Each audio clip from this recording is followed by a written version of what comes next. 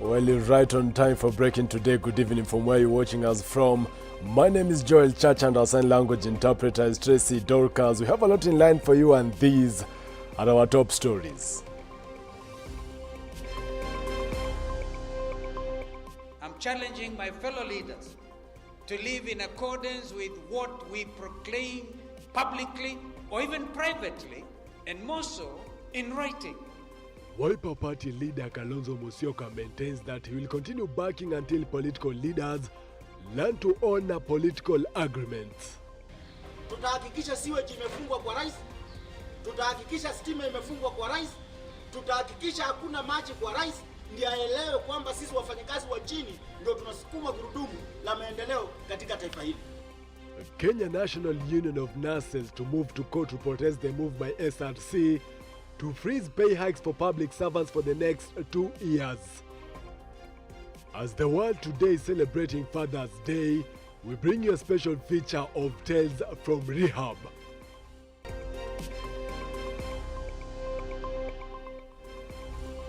Well, talk to us via social media platforms as Switch TV Kenya, Joel Chacha M on Twitter, as well on Facebook, Switch TV Kenya and Joel Chacha. Send in an SMS via 111 444 111. We start off with matters politics. Wiper Party leader Kalonzo has hit out at ODM leader Raila Odinga over his backing remarks directed at him. Kalonzo has maintained that he will continue backing until political leaders learn to honor written political agreements which they declare publicly and in private, and until there is integrity of politics. Robert Ouma with the details. The Wiper leader Kalonzo Musyoka has maintained that ODM leader Raila Odinga's backing remarks on him will not at all costs stop him from driving in his mission to achieve a political change in the country. Nitazidi kubweka dhidi ya ukabila, nitabweka dhidi ya ufisadi, and therefore join the kubweka team, because hatuwezi kunyamaza, tutabweka. Kalonzo has noted that there was a written agreement amongst the NASA affiliate political parties in 2017 on 2022 general election, which needed to be honored. What I say is what I will leave tomorrow. Siwezi nikasema maneno leo hapa na kesho nigeuke niseme mengine. I'm challenging my fellow leaders to live in accordance with what we proclaim publicly or even privately, and more so in writing. Kalonzo has said that he would stop at nothing until leaders learned to respect the agreement and also fight against corruption, ethnicity and tribalism. Kalonzo, whose party has a cooperation agreement with the ruling party Jubilee, also said that he has no problem with other parties forming a coalition with Jubilee, and that if the coalition was to look for political power, then his Wiper Party will be in for it. Robert Ouma, Switch TV News. Thank you, Robert Ouma. Meanwhile, the country's nurses union has strongly opposed a move by the SRC to increase the salaries of all public servants. Led by the Secretary General Seth Panyako and his deputy Maurice Opetu, who in Kakamega, they are vowed to go to court or protest if the SRC does not increase their salaries as stipulated in the Constitution. They say nurses have been suffering from difficult living conditions exacerbated by the advent of the coronavirus epidemic, and it is sad to see the Commission violating the law by denying public servants extra salaries. Tunataka kuambia SRC tutafunga mpaka State House kule kwa rais. Tutahakikisha sewage imefungwa kwa rais, tutahakikisha stima imefungwa kwa rais, tutahakikisha hakuna maji kwa rais, ndiye aelewe kwamba sisi wafanyakazi wa chini ndio tunasukuma gurudumu la maendeleo katika taifa hili. Where we fall as nurses and many health workers are not at peace with their decision. We are not going to allow it to continue, and if they are going to implement it, then they should be very sure that we are going to fight it, whether in courts or in the streets. Public university workers under Kenya Union of Domestic Hotels Education Institutions Hospitals and allied workers, Kudheiha Umbrella, have issued a strike notice if the government will not pay 7.2 billion shillings of the workers by 30th June of this month. The workers say the Interpublic University Consolidated Forum CBA of 2017-2021 of 13 billion Kenya shillings has not been met. The workers say no communication from the Ministry of Education has been channeled to them on how the remaining part of 7.2 billion Kenya shillings of the CBA is going to be met before the CBA's expiry date. The workers have also condemned the decision by the Salary and Remuneration Commission to freeze their salaries for the next 2 years.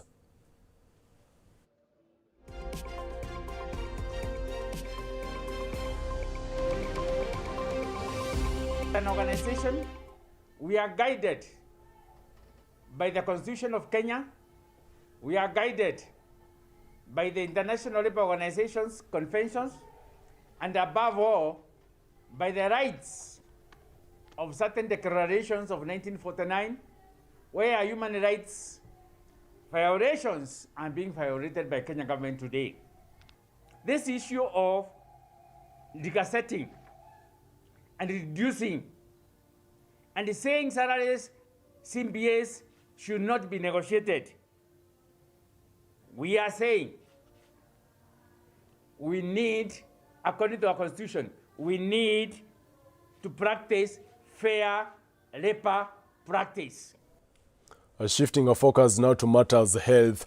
The uptake of the second dose in the country among those who received their first dose is at 18.9%, with the majority being males at 56%, while females are at 44%. Proportion of adults fully vaccinated is now at 0.72%, Sheleng reports.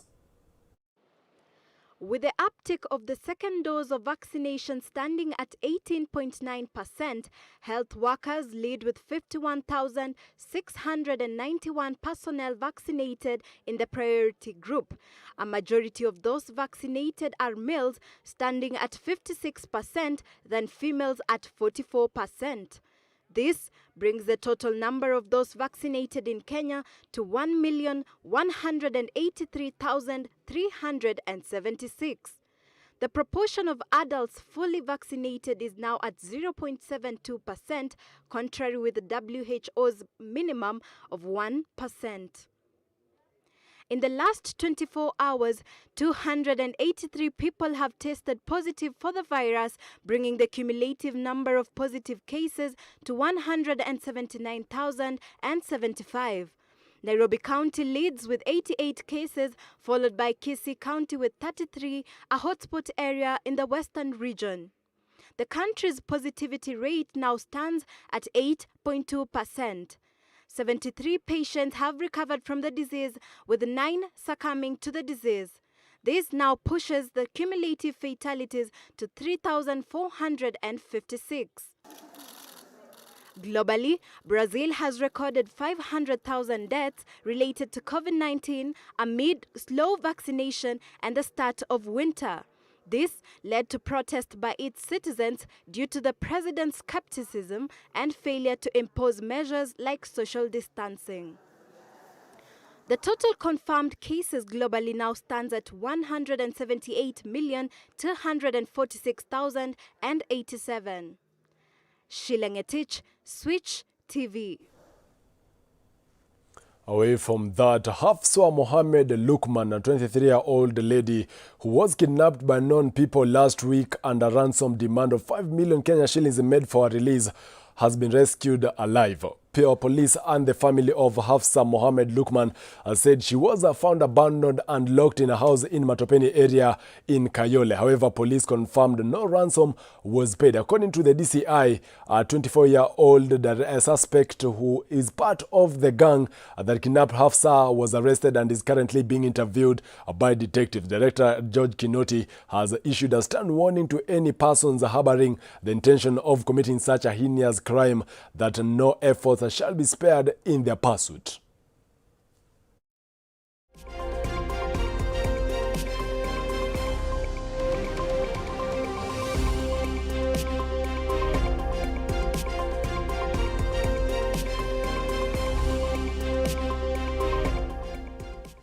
And now focus on this big story. The world today is celebrating Father's Day. It is a holiday of honoring fatherhood and paternal bonds, and as well as the influence of fathers in society. But what more does this day entail? Which is the origin? And here's Majibu Kisau with more. The origin of World Father's Day is a story of a daughter by the name Sonora Dodd, who celebrated her father William Jackson, an American Civil War veteran who raised 6 children with greatness and love in the year 1910. Finally, the church agreed upon the 3rd Sunday of June to commemorate the Father's Day. Following which, much later in 1966, President Lyndon B. Johnson announced the 3rd Sunday of June as Father's Day as he signed the presidential proclamation. In the year 1972, the day was declared a national day in the U.S. under President Richard Nixon. World Father's Day is celebrated around the world as many commemorate the importance of fathers in their lives, thanking them for their dedication and unconditional love.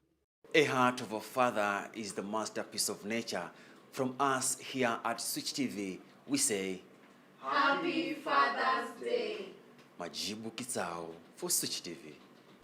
And to my very own dad, Machango Babere, happy Father's Day to you. And on that note, to take a short commercial break, we'll be back with a special feature on the Father's Day. Stay tuned.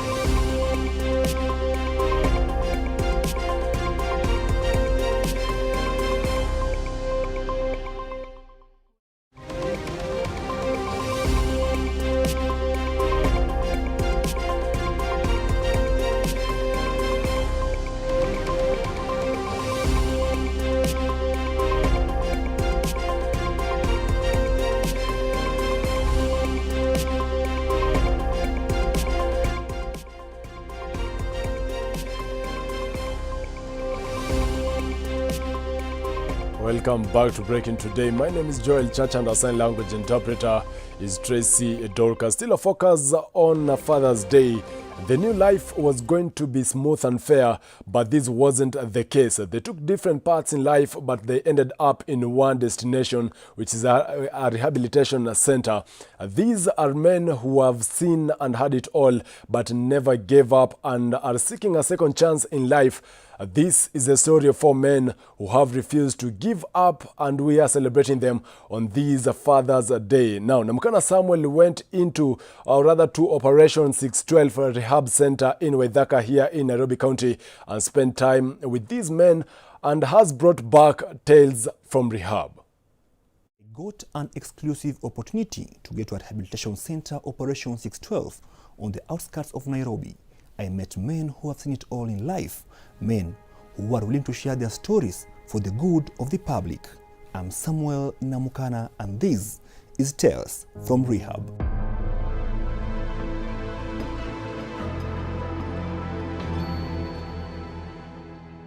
It is at 12 noon here in Waithaka, but Chris is busy on the farm working on his small garden here at Operation 612 Rehab Center. To him, this work is better off than his previous life. Wakati nilioa na miaka 21 ilikuwa ni mapema sana. Life tena sasa ndikawa ni ngumu sana sababu umeoa kama hujajua kuoa ni nini. Life ikawa sasa ni ngumu sana. Nikawa nimezaa vitoto vyangu 3. Sasa bibi ikaona circumstances zimekuwa ngumu, huyu si mwanaume wa kukaa naye, hali imekuwa ngumu, akaishia. Nikajoin mambo ya vita na sasa nikawa mlevi. Najua sasa ukisha kuwa mlevi, nikasahau kila kitu, nikasahau majukumu yoyote yenye inahusika na maisha yangu na maisha ya watoto yenye nimezaa. Sasa majukumu nikaachia mzazi. So kwa hiyo hali tukajiingiza kwa vitu zingine zenye vijana tumejiwekamo zinaitwa security. Si security tumeenda kungoja geti ya mtu ama nini. Yaani mnakuwa hired kwenda kusecure somewhere, hasa tunaitanga security purpose. Hata mnaonanga hao wabunge au waheshimiwa sometimes wamechukua vijana wamevaa black suits wanaenda kufanya kitu inaita guards. But all in all nikuja nikaona kama na ruin life yangu kabisa. Wakati nilikuja nikaanza kurudi kwa normal sense zangu, wakati nilikuja nikaona ya kwamba sasa watoto yangu wameshakuwa wakubwa bila mimi kuwasaidia. This is another man in this same rehab. He requests us to hide his identity. We'll give him the name George. George is a Daystar University alumni. He comes from a well-off family that gave him all he wanted, but still, he ended up here. He traces his campus days as the beginning of a long journey of abusing drugs. Along the way ya kutumia hizo vitu ilikaa mpaka nikatia chuo. Nika go into deep sana ya hiyo kitu mpaka singefanya kitu bila. So ikakuwa there is a time nikaanza intermingle na makatels kidogo, wale wase wanatoa kutoka mahali coast na bring na huku na hii. So pia nikaanza get do hapo. Ilikuwa inatesa familia yangu, my mom, my dad, my 2 sisters, because si wewe peke yako unajaribu, because also they love you na wanafikiria juu yako. Hiyo harakati, I got a job kwenda Qatar. I went to Qatar. Bado sasa huko najua sitapata heroin na coke. So pombe ndio nikakunywa mingi. So ikabidi kuna time tulipigana na mtu, nikamuumiza, so I had to come back because nilikuwa nasakoa huko hivyo. Na time venye ilienda, mabeste wangu wale tu tunakunywa nao wakaanza kudunda mmoja every week nazika. Stress ikazidi juu sasa hiyo job imeisha. Wife yangu ama udem tulikuwa naishi na yeye juu alikuwa ameget mtoi mmoja. Akanitoka kwa sababu nikakuwa broke. Ali Baba was a hardcore criminal in Nairobi. His story is that of drug use that he says gave him the courage to attack and steal from innocent Kenyans. He is also an orphan, something he says attributed to him joining the world of crime. He was incarcerated at a very young age at the Kakamega approved school. Nimekuja kwa kugongwa na maisha huko nje. Nimeishi nikitamani kazi, niishi poa. But nimeishi maisha tu ya kusumbuana tu na raia. Nikajaribu kutafuta kazi, siwezi pata kazi. Kazi ikakuwa ni ngumu. Futa tu bangi na kaa bezi, bora tu pesa ipatikane ya kufuta bangi, pesa ya mfuko. Familia yangu sasa hapo, babangu pia sijai muona. Mama yangu ndo nimeishi na yeye. Mama yangu pia alipatana na ugonjwa wa TB. Mama yangu akakufa. Sasa mimi akikufa, sasa mimi nimekuja nikaona tu kaburi. Mimi mwenyewe nimeoa, niko na mtoto mmoja. Na sasa maisha venye ilianza kunigonga, tukaachana na yeye. Anaishi kwao na anaishi na huyo mtoto huko kwao. Sasa hivi venye niko hapa rehab, sijui naonanga mtoto tu wangu, lakini mama yake mimi sasa siwezi kuambia ako wapi. According to the World Health Organization, every year 1,408 people commit suicide in Kenya. Men have consistently accounted for around 3/4 of these deaths. 1 in 4 men have thought about taking their own life, and over 40% of men suffer in silence, never sharing their feelings. Leonard, not his real name, is a father of 1. After years of being jobless, he got into depression. He ended up being an alcoholic and sank deep into it. 18 ndio nilianza kunywa steam serious daily ya kutoa loko, nasikianga watu wakisema. Na by that time wife yangu alikuwa na mtoto wa miezi 3. Akagundua, nikaanza kuhata home. Saa zingine nakaa huko kwa bao hadi usiku na kesha huko. Ilibidi park aende kwao. Ilini affect, ndio maana hadi niliamua kuchange, kurudi kuacha steam, kwa sababu bado nilikuwa nampenda. Hata alikuwa ananipenda. Manzi amekuzalia, huwezi sema hakupendi. Saizi mimi wangana miss. Chris came in depressed and on the verge of losing his own life after years of drinking. After months of counseling, he says he is on the way to being the man he once desired. He is now a farmer in this rehab, and from his produce, he is now able to educate his 2 children who are both in high school. Nikajua ya kwamba kuna kamtoto kangu kanatakana kawe high school. Nikajua kakaenda, ambapo saizi kako form 3. Kengine ndio yako kanamaliza form 4 this year. On the other hand, George, the Daystar alumni, says he has come a long way and has tales to tell his children. Once a drunkard who had lost all hope in life, has now found a new passion. He's now a decorator. He can comfortably support his child. Ukiona kuna zile maua watu wanatengeneza, watu wamefundishwa kutengeneza maua, tumefundishwa kutengeneza sabuni, tumefundishwa kutengeneza jik, we can do even disinfectant, we can do even Starsoft. Sa hata ukitoka hapa, you have something you can do to get at least money to pay your bills. Kini akaniambia wewe unaweza badilika. Sasa kubadilika kwangu ndiye alinileta huku, kunileta huku. Tunaona alinipea kifunguo ya gate. And what I'm holding here is a floral decoration that's made out of very easily available materials. It's thread and recycled glass bottle. And this one that I'm holding here is a carrier bag that we make here at the center. All these things that you see here are activities that we use to keep the people here busy, to keep them engaged, so that when they are here, their mind is not just occupied with things that are not helping them. We ensure that when they get out there, they have something they can use to make some little money to sustain themselves, something like that. This is very therapeutic, actually. The name of this rehab operation 612 was derived from the Bible on the book of Ephesians 6:12, and I quote, "For we wrestle not against flesh and blood, but against principalities, against powers, against the rulers of the darkness of this world, against spiritual wickedness in high places." Namukana Samuel, Switch TV, Nairobi.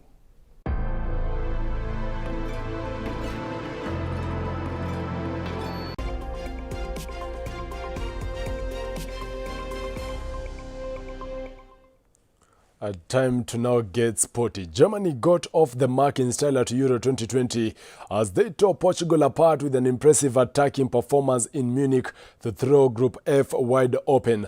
Germany's win means both these sides are now sit on 3 points, one behind group leaders France, heading into a pivotal final round of fixtures